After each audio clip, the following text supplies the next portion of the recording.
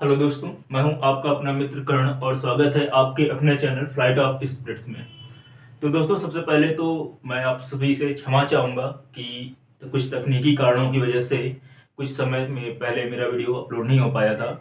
चलिए, आज हम लोग रेलवे ग्रुप डी और यूपी लेग पार्ट से रिलेटेड सेट 2 लेकर के आए हुए हैं। सेट फर्स्ट आपका फिनिश हो चुका है, तो जिन लोगों ने अभी तक सेट फर्स्ट नहीं देखा है वो आप जाकर के प्लेलिस्ट में जाएं और सेट फर्स्ट देखें। तो जिन लोगों ने अभी तक चैनल को लाइक शेयर और सब्सक्राइब नहीं किया है वो कृपया चैनल को लाइक शेयर और सब्सक्राइब अवश्य कर लें। तो दोस्तों, बात करते हैं अपने पहले सम्स की। दिया गया है आपको, यदि a plus B plus C equal to 2s हो तो s माइनस ए का whole square plus s minus B का whole square plus s minus C का whole square plus s square की वैल्यू क्या होगी। तो देखिएगा दोस्तों, यहाँ पर a plus B plus C की वैल्यू आपको दे रहा है और यहाँ पर s माइनस ए का होल स्क्वायर यानी a माइनस बी का होल स्क्वायर ब्रेक करा रहा है। तो देखिएगा, जब s माइनस ए का होल स्क्वायर करेंगे तो आपकी की वैल्यू क्या बन जाएगी, आपकी ये बन जाएगी S square plus A square minus का 2sa। देखिएगा क्या बन जाएगी आपकी, S square plus A square minus का 2sa या 2as, जो भी आप लिखना चाहें। नेक्स्ट आपका s माइनस बी का होल स्क्वायर, तो इसके लिए क्या बन जाएगा, S square plus B square minus का 2sb। नेक्स्ट आपको दे रहा है प्लस s माइनस सी का होल स्क्वायर, तो ये हो जाएगा plus S square plus C square minus का 2sc और प्लस का नेक्स्ट आपको दे रहा है एस स्क्वायर। तो यहाँ पर जब सारे एस स्क्वायर आप ऐड करेंगे तो यहाँ पर 1 2 3 एंड 4, तो 4 टाइम है आपका एस स्क्वायर, तो ये हो जाएगा 4s square A square plus B square plus C square, इनको एक तरफ लिख लीजिएगा तो plus A square plus B square plus C square. ठीक है, यहाँ पर जो 2sa देख रहे हैं, 2sb देख रहे हैं और जो 2sc देख रहे हैं, इनसे आप 2s कॉमन ले लीजिएगा। जब 2s कॉमन ले लेंगे तो a प्लस बी प्लस सी आपका नेक्स्ट ब्रैकेट में बचेगा। a plus B plus C की वैल्यू आपको दी जा रही है 2s, वैल्यू यहाँ पे 2s आप पुट करेंगे तो ये 2s और ये 2s आपके मल्टीपल होकर के कितना दे देंगे, माइनस का 4s स्क्वायर। ये माइनस का 4s स्क्वायर और ये प्लस का 4s स्क्वायर आपका कैंसिल हो जाएगा। आपकी वैल्यू क्या बन जाएगी, a square plus B square plus C square, यानी जो हाँ ऑप्शन नंबर जो ए है आपको ये आपका करेक्ट हो जाएगा। क्लियर। चलिए, नेक्स्ट सम्स की बात करें। दिया गया 50,000 रुपए की धनराशि पर 12% वार्षिक दर से 6 माह के लिए चक्रवृद्धि ब्याज क्या होगा यदि ब्याज प्रति तिमाही दे हो। तो ध्यान दीजिएगा, यहाँ पर प्रति तिमाही की बात कर रहा है आपसे और जो दर है आपको वार्षिक दे रहा है। तो यहाँ पर जो टाइम आपको दे रहा है 6 माह दे रहा है और ब्याज है कैसी, आपकी तिमाही हो। तो 6 माह में कितनी तिमाही बन जाएंगी, आपको पता है जो एक तिमाही होती है कितने माह की होती है, 3 माह की होती है। तो 6 माह में कितनी तिमाही आपकी बन जाएंगी, 2 तिमाही बन जाएंगी। जो टाइम आपका हो जाएगा कितना हो जाएगा, 2 माह के लिए। और जो आपका रेट दे रहा है यानी जो दर दे रहा है वो 12% वार्षिक दे रहा है। तो एक वर्ष में कितनी तिमाही होती है आपकी, 4 तिमाही बनेगी।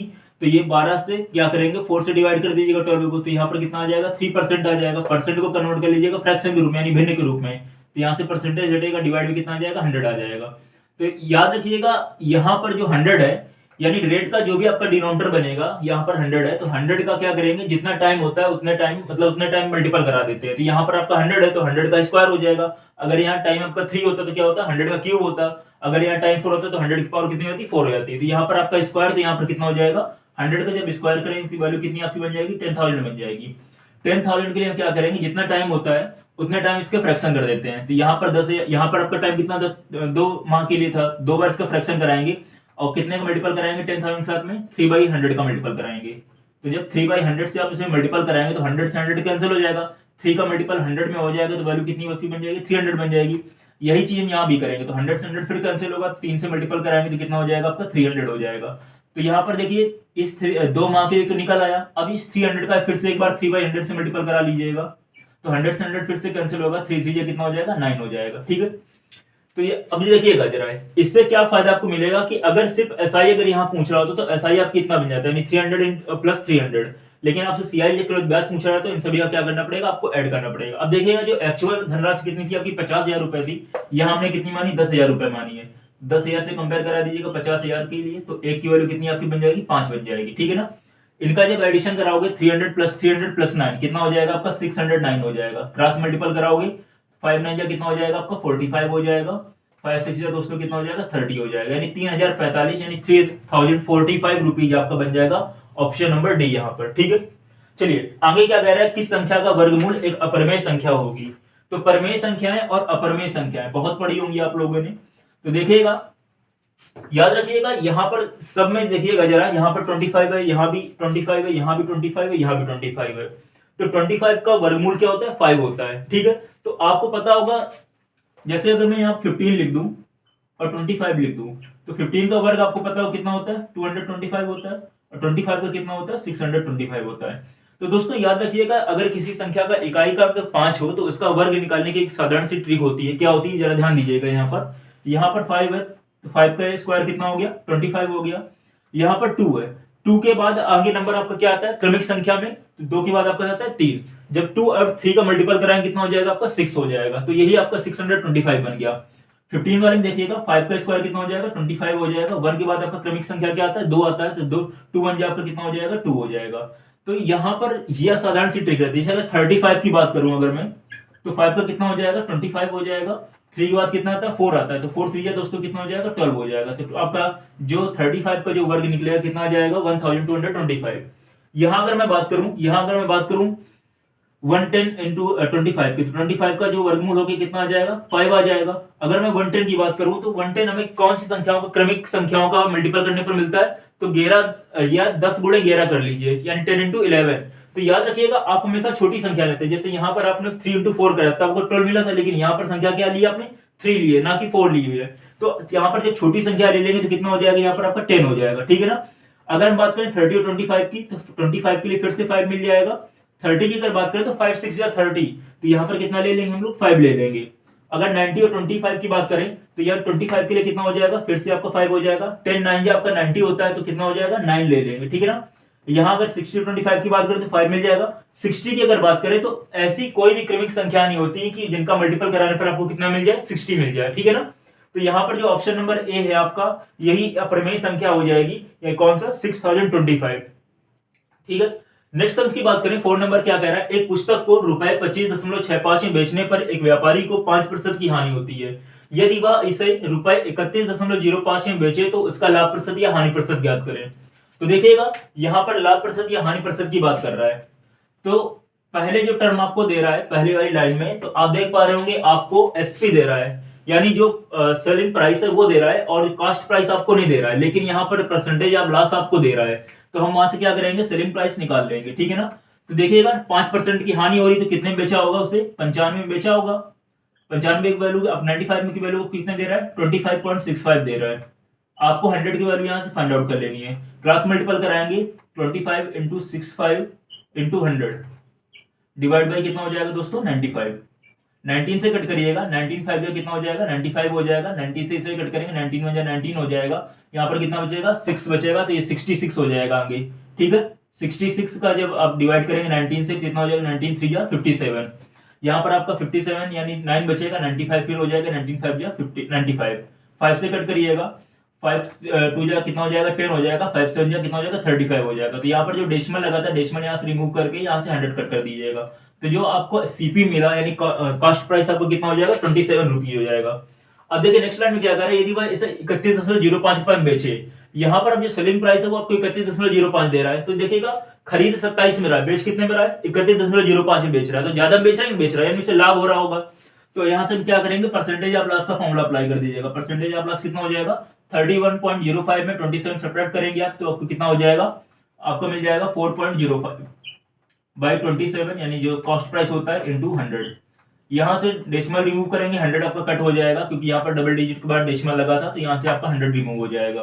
27 से आप इसे कट करेंगे तो 27 1 जा 27 हो जाएगा। कितना बचेगा आपका यहाँ पर 5 जा, तो यहाँ पर हो जाएगा 15%, यानी 15% का आपको लाभ मिल जाएगा। यानी ऑप्शन नंबर जो ए है आपका वो यहाँ पर करेक्ट हो जाएगा। क्लियर।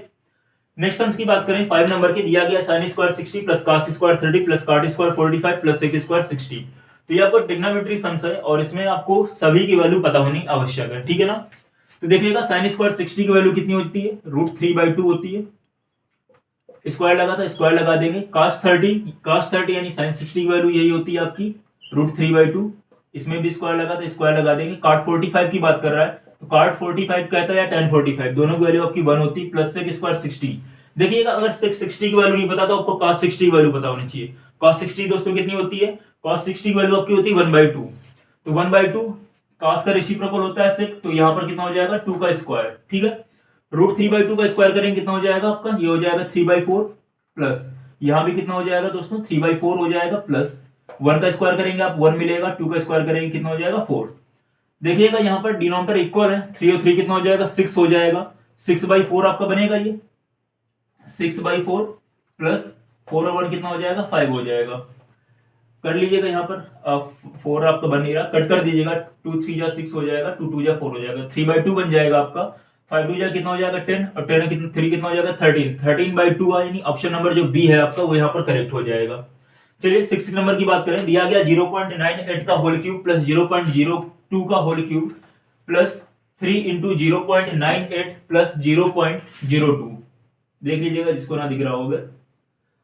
तो देखिएगा यहाँ पर आप A cube plus B cube plus 3ab formula आप देख पा रहे होंगे, ठीक है ना।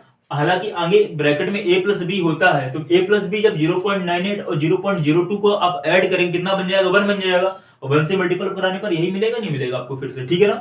तो यहाँ पर हम क्या लिख सकते हैं, इसे a प्लस बी का होल क्यूब लिख सकते हैं, तो ये हो जाएगा 0.98 प्लस 0.02 का होल क्यूब, -1 था -1 लगा लीजिए, 0.98 और 0.02 है आपका ये 0.02, जब इन्हें ऐड करेंगे तो ये बन जाएंगे 1, 1 का क्यूब कितना होता है 1 होता है, तो 1 - 1 कितना आपका आंसर बन जाएगा 0 बन जाएगी, नहीं ऑप्शन नंबर जो बी है आपको यहाँ पर करेक्ट हो जाएगा। क्लियर। चलिए नेक्स्ट सम्स की बात करते हैं हम लोग जरा।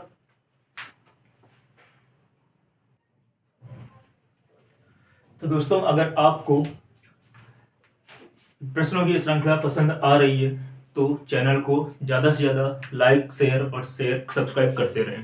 तो दोस्तों आगे बात करते हैं अगर हम लोग, तो आप देख पा रहे हैं जो पहला क्वेश्चन आपको दिया गया है, यदि रुपए 686 को 4 भागों में विभाजित किया जाता है जिनके अनुपात 1/2 अनुपात 2/3 अनुपात 3:4 है, तो पहला भाग क्या होगा। तो देखिएगा दोस्तों मैंने आपको क्या बताया था कि जब भी इस तरह के सम्स आपके सामने आए जिसमें रेशियो या अनुपात के बारे में बात करें, तो अगर अनुपात फ्रैक्शन के रूप में दिया गया है, घन के रूप में दिया गया है, तो क्या करेंगे आप, जो इनके डिनोमिनेटर इनका एलसीएम ले लेंगे। तो यहाँ पर आप देख पा रहे होंगे इनका एलसीएम कितना बन जाएगा 6 बन जाएगा, 2 से जब 6 को डिवाइड करेंगे 2 3 जा 6 हो जाएगा, 3 1 जा कितना हो जाएगा 3 हो जाएगा, रेशियो 3 2 जा 6 हो जाएगा, 2 2 जा कितना हो जाएगा 4, यहाँ पर आपका 3 था, 6 3 जा कितना हो जाएगा 18 हो जाएगा, और 6 4 जा कितना हो जाएगा 24, सभी को ऐड करिएगा, 8 4 कितना हो जाएगा 12, 12 4 कितना 16, 16 और 3 कितना हो जाएगा आपका 9, 1 करी चला जाएगा, 2 और 1 3, 3 और 1 कितना हो जाएगा 4, तो इनका एडिशन कितना आ गया 49, 49 की जो एक्चुअल वैल्यू आपको दी जा रही थी वो कितनी दी जा रही थी 686 दी जा रही थी। तो आपसे पूछा गया था पहला भाग क्या होगा, तो पहला भाग आप यहाँ पर देख पाएंगे कितना 3 है, 3 का यहाँ से क्रॉस मल्टीपल करा लीजिएगा, 686 इंटू 3/49, 7 से कट करेंगे, 7 7 जा 49 हो जाएगा, 7 9 जा 63 हो जाएगा, यहाँ 5 का रिमाइंडर बचेगा 56 हो जाएगा, 7 8 जा कितना हो जाएगा 56, 7 से फिर कट करिएगा, 7 1 जा 7, 2 रिमाइंडर बचेगा 28 हो जाएगा, 7 4 जा कितना हो जाएगा 28, 14 3 जा कितना हो जाएगा आपका ये 42, तो यानी जो रुपए 42 है पहला भाग क्या होगा आपका ₹42, यानी ऑप्शन नंबर बी आपका यहाँ पर करेक्ट हो जाएगा। क्लियर। चलिए आगे अगर बात करें हम लोग, दिया गया है एक कक्षा में 9 लड़के तथा कुछ लड़कियां थी, एक परीक्षा में लड़कों को 13 औसत अंक प्राप्त हुए जबकि लड़कियों द्वारा प्राप्त औसत अंक कितना था 15 था। यदि अंकों का कुल औसत 14.28 हो तो कक्षा में कुल विद्यार्थियों की संख्या कितनी होगी। तो देखिएगा दोस्तों ये आपका दो तरीके से अप्लाई किया जा सकता है, या तो आप इसमें औसत लगा सकते हैं या फिर एलिगेशन मिश्रण यूज कर सकते हैं। औसत से सभी को आता होगा, एलिगेशन जरा यूज करते हैं, एलिगेशन से आपका समय भी बचेगा। इसमें देखिएगा तीनों में कॉमन चीजें क्या हैं, तो यहाँ पर आप देख पा रहे होंगे जो एवरेज दिया गया है, चाहे लड़कों की बात करें चाहे लड़कियों की बात करें चाहे कुल विद्यार्थियों की संख्या की बात करें, सबका एवरेज दिया गया है। तो लड़कों का एवरेज की अगर हम बात करते हैं तो लड़कों का एवरेज कितना है आपका 13 है, लड़कियों का औसत कितना था 15 था, और जो टोटल विद्यार्थियों का था वो कितना था 14.28 था। 15 में जब 14.28 आप सब्ट्रैक्ट करेंगे तो आपका ये कितना बन जाएगा दोस्तों, देखिएगा 10 यहाँ पर 0.00 कर सकते हैं, तो 10 में 2 8 सब्ट्रैक्ट करेंगे 2 हो जाएगा, 9 में 2 सब्ट्रैक्ट करेंगे 7 हो जाएगा, तो 0.72 हो जाएगा। 14.28 में जब आप 13 सब्ट्रैक्ट करेंगे तो ये बन जाएगा कितना 1.28। यहाँ डेसिमल से डेसिमल आपका 2 डिजिट से बात सेम है, इरेज हो जाएंगे या रिमूव कर दीजिएगा। इनको आप कट कर सकते हैं 4 से, 4 से कट करेंगे 4 1 जा 4 हो जाएगा, 3 रिमाइंडर बचेगा 32 हो जाएगा, 4 8 जा कितना हो जाएगा 32, 4 3 जा 12 हो जाएगा, 4 2 जा 8 हो जाएगा, 2 से कट कर दीजिएगा, 2 9 जा 18 हो जाएगा, और ये 2 16 2 जा 32 हो जाएगा। तो 9 और 16 यहाँ पर निकला, यानी जो लड़कों की संख्या कितनी है 9 है, और जो लड़कियों की संख्या है 16 है। एक्चुअल वैल्यू से कंपेयर करा लीजिएगा, यहाँ पर जो एक्चुअल वैल्यू थी लड़कों की संख्या 9 ही थी, यहाँ भी 9 ही है, तो यानी लड़कियों की संख्या कितनी होगी 16 होगी। तो टोटल विद्यार्थियों की संख्या कितनी हो जाएगी 16 और 9 को ऐड कर दीजिएगा, ये आपका हो जाएगा 25, यानी ऑप्शन नंबर जो डी है आपका यहाँ पर करेक्ट हो जाएगा। चलिए क्वेश्चन नंबर 3 क्या कह रहा है, 987x54 संख्या में x ज्ञात करें, संख्या x ज्ञात करें ताकि संख्या 6 से पूर्णतः विभाजित हो। तो देखिए लॉ ऑफ डिविजिबिलिटी से आपका क्वेश्चन पूछा गया है। तो दोस्तों जिन्होंने अभी तक लॉ ऑफ डिविजिबिलिटी का क्लास मैंने नहीं देखी है, जाकर के चेक कर सकते हैं वहां पर। तो देखिएगा यहाँ पर जो 6 की बात कर रहा है, 6 के क्या बताया था मैंने कि 6 से डायरेक्ट का कट करने का कोई रूल नहीं होता है। तो 6 के फैक्टर कर लीजिए, 6 के फैक्टर क्या बन जाएंगे आपके 2 और 3 बन जाएंगे। तो 2 से डिविजिबिलिटी का रूल मैंने आपको क्या बताया था कि यदि इकाई का अंक आपका 0 मिल जाए, 2 मिल जाए, 4 मिल जाए, 6 हो या फिर 8 हो, यानी कोई आपका इवन नंबर यानी सम संख्या हो, तो इकाई के स्थान पर यहाँ पर कितना है आपका 4 है, तो सम संख्या है कि नहीं है, तो यानी ये 2 से तो डिवाइड हो जाएगा। 3 से अप्लाई कर लीजिए जरा। 3 से आपका डिविजिबिलिटी का रूल आपको क्या बताया था, ये हमने 3 से डिविजिबिलिटी का रूल हमने आपको ये बताया था कि जो भी संख्या आपको दी जा रही है उसके अंकों का क्या करें, योग करें। यदि संख्या के अंकों का योग 3 से डिवाइड होता है तो पूरी की पूरी संख्या आपकी 3 से डिवाइड हो जाएगी। ऐड करते हैं जरा इसका, 4 5 कितना हो जाएगा, 9 हो जाएगा, 9 और 7 कितना हो जाएगा 16, 16 और 8 कितना हो जाएगा 24, 24 और 9 कितना हो जाएगा 33, 33 आपका 3 से डिवाइड हो जाता है। तो यानी x के स्थान पर आपका वो नंबर आएगा जो 3 से डिवाइड होता हो। तो देखिएगा ऑप्शन की जरा देखते हैं। ऑप्शन नंबर ए आपको दिया गया 2, 2 क्या 3 से डिवाइड हो पाता है, नहीं हो पाता है। लेकिन ऑप्शन नंबर अगर बी की बात करेंगे जो कि आपको 3 दिया गया है, तो 3 आपका 3 से डिवाइड हो जाएगा। सी और डी की अगर बात करें 1 और 5 ये आपके फिर से 3 से डिवाइड नहीं होंगे, तो यहाँ पर जो ऑप्शन नंबर बी है आपका वो करेक्ट हो जाएगा। क्लियर। क्वेश्चन नंबर 4 की अगर बात करते हैं, क्या दिया गया आपका, निम्नलिखित दशमलव संख्याओं को आरोही क्रम में व्यवस्थित करने पर कौन सी दशमलव संख्या मध्य में होनी चाहिए। तो देखिएगा यहाँ पर इतने छोटे सम से भी आते हैं, तो आरोही और अवरोही ये भी आप लोगों को पता होनी चाहिए, क्योंकि एक एक नंबर आपको एग्जाम में इंपॉर्टेंट होते हैं।